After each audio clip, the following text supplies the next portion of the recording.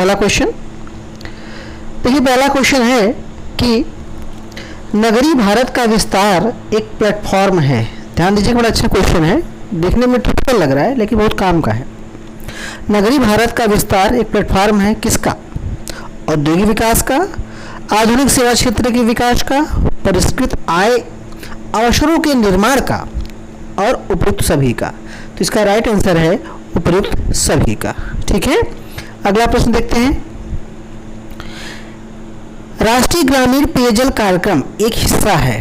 तो हम जानते हैं कि जो राष्ट्रीय ग्रामीण पेयजल कार्यक्रम है ये भारत निर्माण का हिस्सा है। नेक्स्ट प्रश्न, एमजी नरेगा के सकारात्मक परिणामों के संबंध में निम्नलिखित कथनों पर विचार कीजिए। बहुत अच्छा प्रश्न है। ग्रामीण गरीब की क्रय शक्ति में पर्याप्त वृद्धि। ध्यान दीजिएगा, जो मनरेगा बना हुआ है, ध्यान दीजिएगा, मनरेगा इससे संबंधित प्रश्न है। तो हम जानते हैं, पहले प्रश्न को देखते हैं फिर मनरेगा के बारे में चर्चा करते हैं। तो प्रश्न है कि क्या सकारात्मक परिणाम है इसके नरेगा के, जरा उसको देखते हैं मनरेगा के।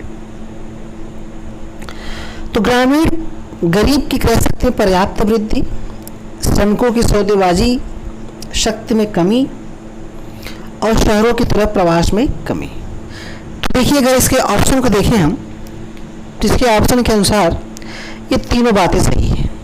ठीक है, समझिएगा, क्योंकि मनरेगा की स्थापना ही, मनरेगा का प्रारंभ ही इसलिए किया गया कि ग्रामीण क्षेत्रों में जो लोगों की क्रय शक्ति है वो बढ़े, वहीं जो श्रमिकों की सौदेबाजी होती थी उनकी मजदूरी को लेकर उसमें कमी आए, और जो लोग अपने गांव को छोड़कर शहरों की प्रवास करते थे उसमें कमी आए। ठीक है, हम जानते हैं प्रारंभ में नरेगा था, ठीक है, जब ये 2006 में बना था, उसके बाद 2009 में इसका नाम मनरेगा कर दिया गया था। ठीक है, ओके। अगला प्रश्न, सुनामी का मुख्य कारण निम्नलिखित में से कौन सा है? सुनामी, ध्यान दीजिएगा, हम जानते हैं कि सुनामी जो है ये जापानी भाषा का शब्द है। ठीक है, समझिएगा। तो सुनामी का जो जापानी भाषा का शब्द है, ध्यान दीजिए, और इसका अर्थ होता है सुनामी, दैत्याकार लहरें।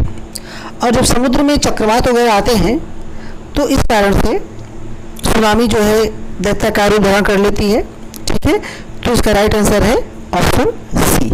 ठीक है, okay, tsunami, right answer option C. देखिएगा अगला प्रश्न, निम्नलिखित ऊर्जा स्रोतों में से कौन सा पर्यावरण को स्वच्छ रखने के लिए सर्वोत्तम है? ध्यान दीजिएगा, पर ऊर्जा स्रोत की बात कर रहा है। कई तरह के ऊर्जा स्रोत हैं, आप जानते हैं, कुछ प्राकृतिक ऊर्जा स्रोत हैं, कुछ कृत्रिम है, वैसे ही कुछ पारंपरिक कहते हैं।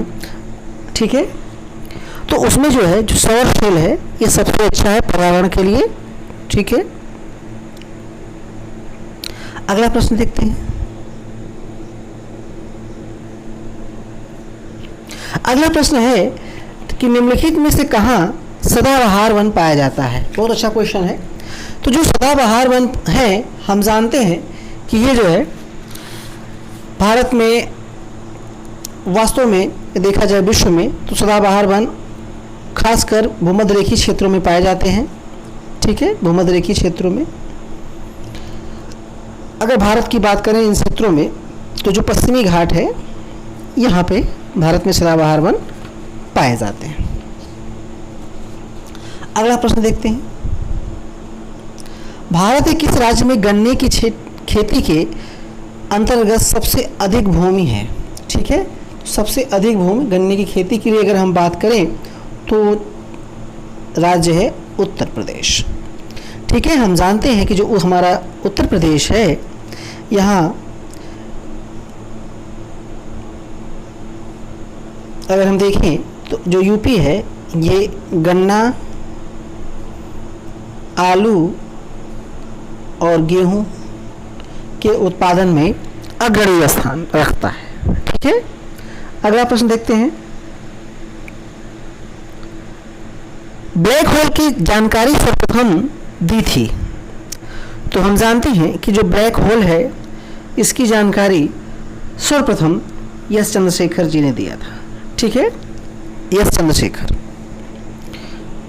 अगला प्रश्न, सीएनजी क्या है? सीएनजी के लिए हम जानते हैं कि जो सीएनजी जो होता है वो कंप्रेस्ड नेचुरल गैस होती है। अगला प्रश्न, कार के पीछे आने वाले यातायात को देखने के लिए निम्नलिखित में से किस प्रकार के दर्पण में, मतलब किसका प्रयोग होता है? तो हम जानते हैं कि कार के दर्पण में पीछे देखने के लिए जो दर्पण होता है वह दर्पण होता है उत्तल दर्पण। ठीक है। अगला प्रश्न, प्रेशर कुकर में भोजन कम समय में तैयार हो जाता है क्योंकि क्या होगा इसका राइट आंसर? ध्यान से देखिएगा, जल का क्वथनांक क्या होता है जो कि बढ़ जाता है। अगला प्रश्न,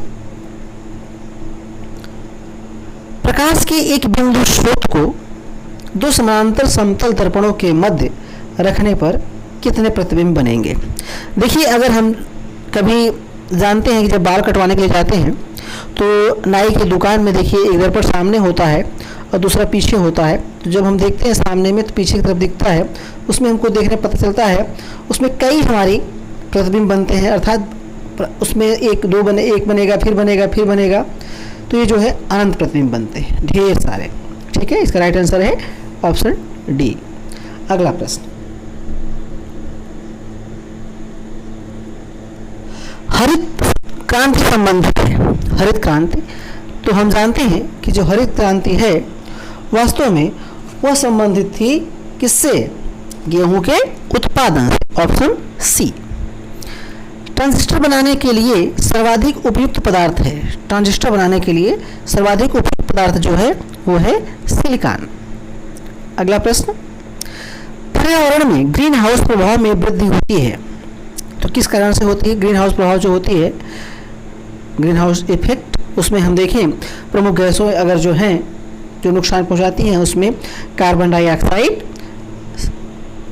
CH4 मीथेन, CFC और नाइट्रोजन के ऑक्साइड। इसमें से कार्बन डाइऑक्साइड की जो मात्रा होती है वो सबसे अधिक होती है। ठीक है।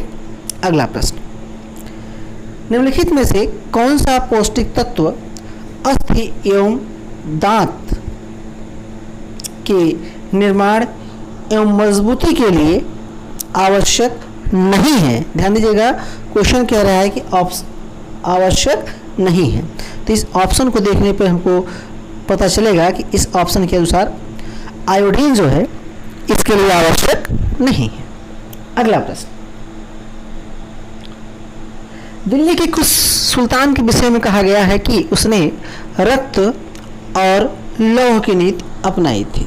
तो हम जानते हैं कि दिल्ली के सुल्तानों में जो बलबन था उसने राजत्व के सिद्धांत को स्थापित करने के लिए रक्त और लौह की नीति अपनाई थी। अगला प्रश्न, अगला प्रश्न है कि भीमबेटका है, भीमबेटका वो प्रसिद्ध है, किसके लिए प्रसिद्ध है? तो हम जानते हैं कि जो भीमबेटका है वो शैल चित्रों के लिए प्रसिद्ध है। अगला प्रश्न, अशोक के शासन में आयोजित बौद्ध संगति का अध्यक्ष था। ठीक है, बौद्ध जो समिति जो सभाएं हुई थी उसमें जो अशोक के काल में हुई थी उसमें कौन था? देखिएगा, तो हम जानते हैं कि अशोक के काल में जो था वो था मोगरीपुत्र। ठीक है, मोगरीपुत्र था। ठीक है, अगर हम बात करें, 4 बौद्ध सभाएं हुई थी।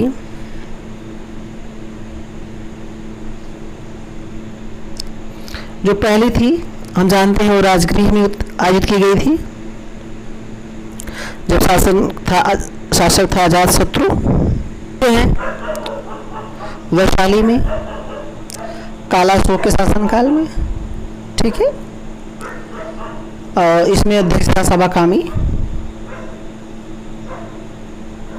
तीसरी की बात करें अगर, तो तीसरी बौद्ध संगत जो थी अशोक के शासनकाल में हुई थी, जिसमें अध्यक्ष था मोगरीपुत्र। ठीक है, आगे बढ़ते हैं। नेक्स्ट प्रश्न, इसमें है कि सूची 1 को 2 से सम्मिलित करना है। ध्यान दीजिएगा कि अलाई दरवाज़ा जो है दिल्ली में, उसको किसने बनवाया? ठीक है, बुलंद दरवाज़ा, मोती मस्जिद जो आगरा में है, ठीक है, और इमादुद्दौला का मकबरा। ठीक है, देखिए अलाई दरवाज़ा की अगर हम बात करें तो इसको जो है अलाउद्दीन खिलजी ने बनवाया। बुलंद दरवाज़ा की बात करें तो अकबर। ठीक है, मोती मस्जिद देखिएगा 2 मोती मस्जिद है, एक तो शाहजहां ने बनवाई थी और दूसरी औरंगज़ेब ने। ठीक है, तो औरंगज़ेब ने जो बनवाई थी वो दिल्ली में बनवाई थी, जबकि शाहजहां ने बनवाई थी वो आगरा में बनवाई थी। इमादुद्दौला का मकबरा जो है उसका निर्माण जो है हम जानते हैं कि नूरजहां ने कराया था। नूरजहां का पिता था इमादुद्दौला, उसके याद में इन्होंने बनवाया था। तो इसको अगर हम ऑप्शन में देखें तो देखिएगा इसका जो राइट आंसर होगा वो होगा 1 2 3 4। ठीक है, चाहे तो हम इसको इस तरह से करके देख भी सकते हैं एक बार मैचिंग करके। ठीक है, तो देख सकते हैं पहले का पहला हो जाएगा, दूसरे का दूसरा, तीसरे का तीसरा और चौथे का चौथा। ठीक है, अगला प्रश्न,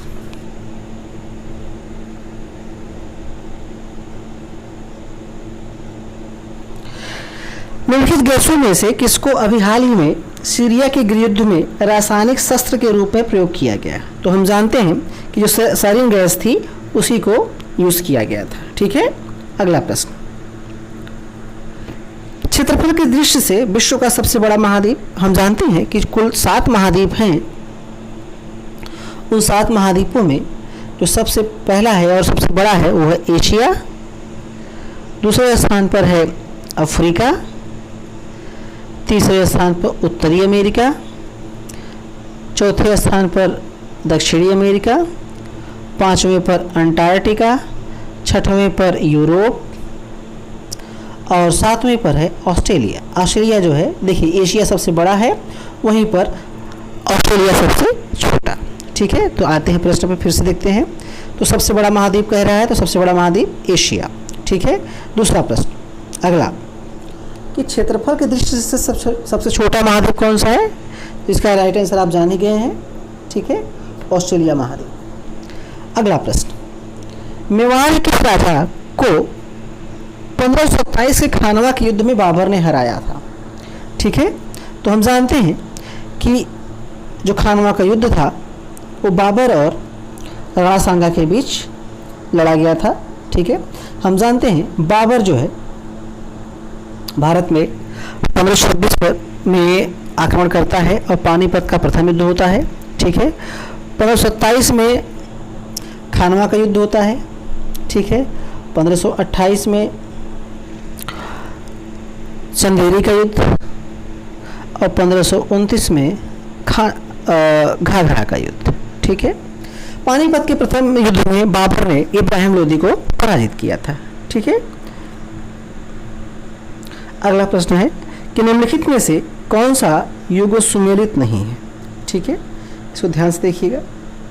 इसमें जो है हड़प्पा सभ्यता के जो स्थल थे और उनसे जो खोजकर्ता थे उनके बारे में बात की गई है। ठीक है, तो इसमें अगर हम देखें तो धौलावीरा जो है आर्यस विश्वजीत है। ठीक है, ये सही सुमेलित है। अगर हम लोथल की बात करें तो ये यही वाला गलत आंसर है। ठीक है, अगला प्रश्न,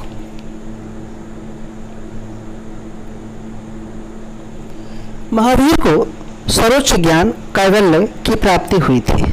तो हम जानते हैं जाम्भी गांव के में रिजवालिका नदी किनारे इनको ज्ञान की प्राप्ति हुई थी और इसके बाद ठीक है इन्हें जो है जिन्न कहा गया था। ठीक है, अगला प्रश्न, हरिजन सेवक संघ के संस्थापक, तो हरिजन सेवक संघ के संस्थापक जो है घनश्याम दास बिरला जी थे। अगला प्रश्न, निम्नलिखित प्रश्नों में से कौन हड़प्पा की मोहरों में प्राप्त नहीं है? तो हम जानते हैं कि उस काल में जो गाय थी इसका उल्लेख नहीं मिलता है। अगला प्रश्न, निम्नलिखित मुगल बादशाह ने सिजदा रिवाजों के साथ समाप्त किया? तो सिजदा जानते हैं सर झुकाना होता था। इसको जो है बलबन ने प्रारंभ किया था, बलबन ने, जबकि शाहजहां ने इसे समाप्त कर दिया था। ठीक है, सीता और पाइबोस दो थे। पृथ्वीराज द्वितीय से जयचंद्र की पुत्री संयोगिता के विवाह का उल्लेख किस ग्रंथ में मिलता है? तो पृथ्वीराज रासो चंद्रप्रदाय द्वारा जो रचित है। इससे हमको पृथ्वीराज द्वितीय और जयचंद्र की पुत्री संयोगिता के बारे में उल्लेख मिलता है। भारतीय पुनर्जागरण के पिता तो हम जानते हैं राजा राम मोहन राय जी को माना जाता है। ठीक है, अगला प्रश्न, 2011 में निम्नलिखित राज्यों में से किस राज्य में साक्षरता दर सबसे कम थी? तो हम जानते हैं 2011 के अनुसार बिहार राज्य में सबसे कम साक्षरता थी। ठीक है, अगला प्रश्न, इसमें सुमेलित करना है, ध्यान से देखिएगा, अच्छा प्रश्न है। तो देखिए, अगर विटामिन ए की बात करें तो हम जानते हैं रतौंधी की। ठीक है, B1 यानी कि थायमिन से बेरी, ठीक है, vitamin C scurvy ascorbic acid, ठीक है, और फोलिक अम्ल जो है एनीमिया के लिए होता है, रक्त अल्पता के लिए होता है। तो सॉरी, इसका राइट आंसर देखते हैं कौन सा हो जाएगा। तो ए का 4 और बी का 3, सी का 1 और डी का 2, यानी कि ऑप्शन ए हो जाएगा। अगला प्रश्न, डॉक्टर वायु किसे कहा जाता है? स्थानीय पवन है डॉक्टर वायु, इसमें किसे कहा जाता है? इसको आपको ध्यान से देखना है, देखिएगा हरमट्टन को। अगला प्रश्न,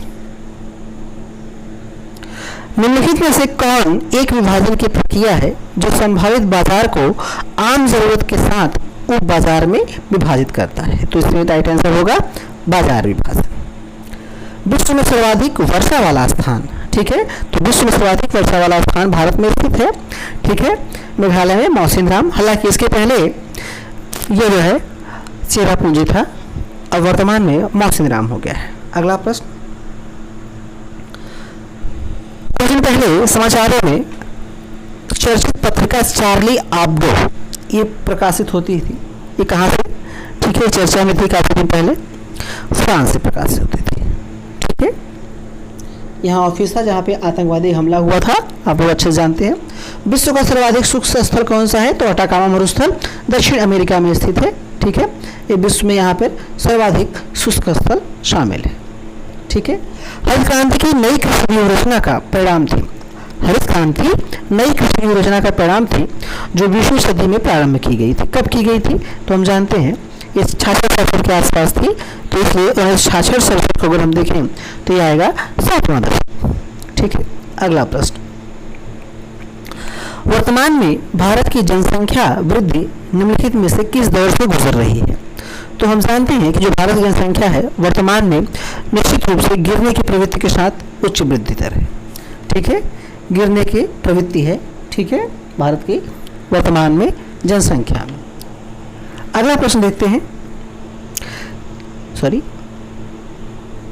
कृत्रिम वर्षा में निम्नलिखित में से किसका प्रयोग किया जाता है? तो जो देखिए, जो कृत्रिम वर्षा कराई जाती है, क्लाउड सीडिंग जो कराई जाती है, वास्तव में उसके लिए सिल्वर आयोडाइड महत्वपूर्ण है। निम्नलिखित में से कौन सा भारतीय अर्थव्यवस्था का प्राथमिक क्षेत्र है? ठीक है, तो हम जानते हैं जो प्राथमिक क्षेत्र है, प्राथमिक क्षेत्र देखिए अर्थव्यवस्था होती है जो, उसमें 3 क्षेत्र होते हैं, प्राथमिक, द्वितीयक, तृतीयक। ठीक है, प्राथमिक, द्वितीयक और तृतीयक। ठीक है, तो प्राथमिक में जो है हम जानते हैं जो प्राथमिक क्षेत्र है